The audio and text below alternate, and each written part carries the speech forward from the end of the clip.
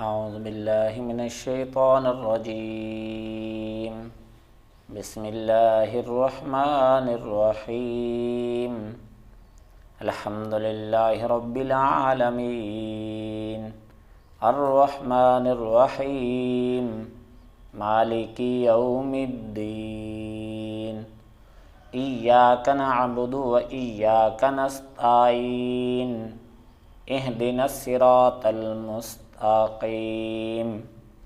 صراط الذین انعمت علیہم غیر المغضوب علیہم ولا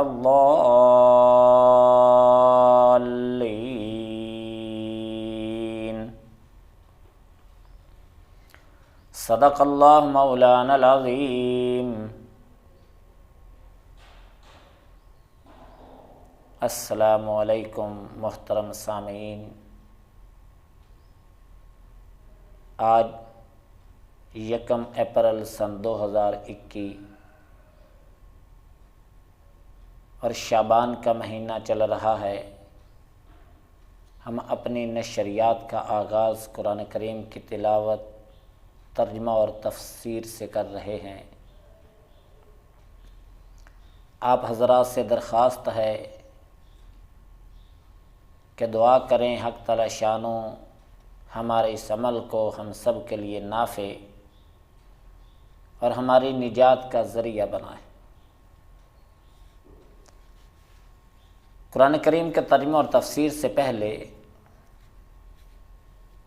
قرآن کریم کے متعلق چند آداب ہیں، وہ سماعت فرمائیں۔ نمبر 1، بلا طہارت کے بغیر پاکیزگی کے قرآن کریم کو ہاتھ لگانا یہ جائز نہیں ہے۔ اگر آدمی بے وضو ہے تو اس کو ہاتھ نہ لگائے، البتہ زبانی اگر پڑھنا چاہے تو زبانی پڑھ سکتا ہے، بغیر چھوئے، بغیر ہاتھ لگائے۔ نمبر 2، اگر آدمی جنبی ہے، یعنی اس کے اوپر غسل واجب ہے، تو اب اس آدمی کے لیے نہ قرآن کریم کو ہاتھ لگانا جائز ہے اور نہ ہی پڑھنا جائز ہے۔ نمبر 3، اگر عورت حائضہ ہے، یعنی اس کے ایام مینسز ہیں، تو ان ایام کے اندر اس عورت کے لیے قرآن کریم کو پڑھنا اور اس کو ہاتھ لگانا دونوں یہ جائز نہیں ہے۔ البتہ اگر معلمہ ہے اور اس کی مجبوری ہے بچوں کو سبق پڑھانے کی، تو وہ قرآن کریم کی آیات کو توڑ توڑ کر پڑھ سکتی ہے، ایک سانس میں پوری آیت پڑھنے کی اجازت نہیں ہے۔ نمبر 3، اگر وہ عورت اس کے ہاں بچے کی پیدائش ہوئی ہے اور ایام نفاس چل رہے ہیں، ان حالات کے اندر بھی عورت کے لیے اس کو ہاتھ لگانا اور پڑھنا دونوں جائز نہیں ہے۔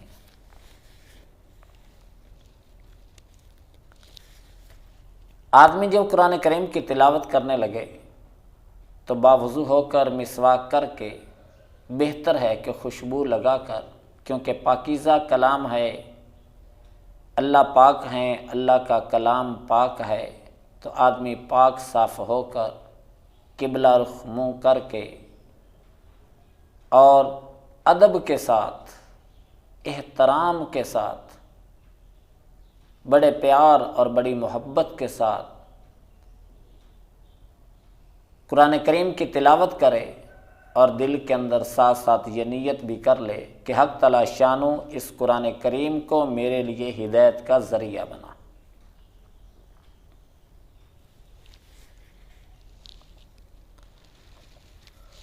اعوذ باللہ کے بعد پاک صاف ہونے کے بعد قرآن کریم کی تلاوت شروع کرنے سے پہلے آدمی تعوذ یعنی اعوذ باللہ من الشیطان الرجیم پڑھے۔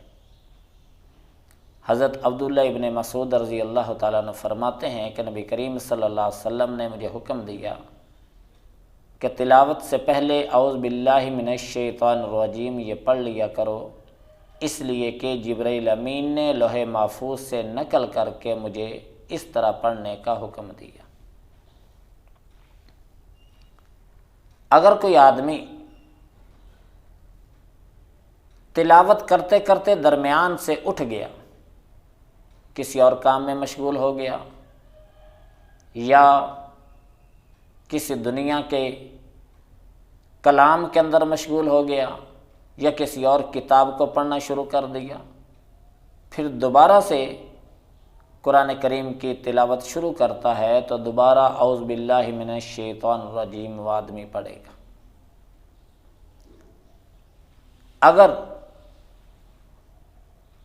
وہ آدمی قرآن کریم کی تلاوت کی بجائے کسی اور کتاب کو پڑھنے لگا ہے، حدیث کی کتاب پڑھتا ہے، فقہ کی کتاب پڑھتا ہے، تاریخ کی کتاب پڑھتا ہے، یا کوئی اور کتاب پڑھتا ہے، تو اس کے شروع کے اندر اعوذ باللہ من الشیطان الرجیم پڑھنے کی ضرورت نہیں ہے۔ تب اس کے بعد تسمیہ پڑھا جائے گا۔ تسمیہ کہتے ہیں بسم اللہ الرحمن الرحیم کو، تسمیہ پڑھ کر تلاوت کو شروع کیا جائے گا۔ اگر آگے سے تلاوت کرتے کرتے درمیان میں نئی صورت شروع ہو جاتی ہے تو وہاں صرف تسمیہ پڑھا جائے گا، تعوذ نہیں پڑھا جائے گا۔ اگر تلاوت کرتے کرتے درمیان میں سورۃ برات آ جاتی ہے تو سورۃ برات کے شروع کے اندر اب بسم اللہ بھی نہیں پڑھا جائے گا۔ اگر سورۃ برات سے تلاوت کا آغاز کرتے ہیں، تلاوت کو شروع کرتے ہیں، تو اب تعوذ اور تسمیہ دونوں پڑھے جائیں گے۔ کیوں؟ تلاوت کی ابتدا ہو رہی ہے۔ اگر تلاوت کرتے کرتے درمیان میں آ جاتا ہے تو پھر نہ تعوذ پڑھنے کی ضرورت ہے، نہ تسمیہ پڑھنے کی ضرورت ہے۔ اسی طریقے سے آگے پڑھتے چلے جائیں گے۔ نماز کے اندر تعوذ صرف پہلی رکعت کے شروع کے اندر پڑھا جائے گا۔ امام ابو حنیفہ رحمہ اللہ کے نزدیک، جبکہ امام شافعی رحمہ اللہ تعالیٰ فرماتے ہیں کہ ہر رکعت کے شروع کے اندر تعوذ کا پڑھنا یہ مستحب ہے، اور دونوں حضرات کے دلائل مبسوط یعنی تفصیل کے ساتھ تفسیر مظہری کے اندر لکھے ہوئے ہیں۔ تلاوت قرآن کریم نماز کے اندر ہو یا نماز سے باہر ہو، دونوں صورتوں کے اندر اعوذ باللہ من الشیطان الرجیم یعنی تعوذ کا پڑھنا یہ درست ہے۔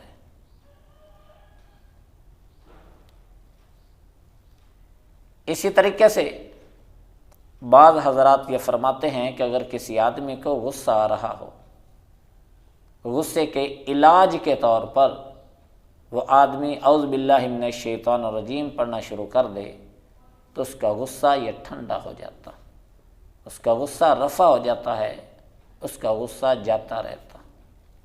اس لیے کہ تعوذ کے اندر حق تعالی شانوں سے پناہ مانگی جا رہی ہے شیطان مردود سے، اور غصہ شیطان دلاتا آپس کے اندر لڑائی کروانے کے لیے،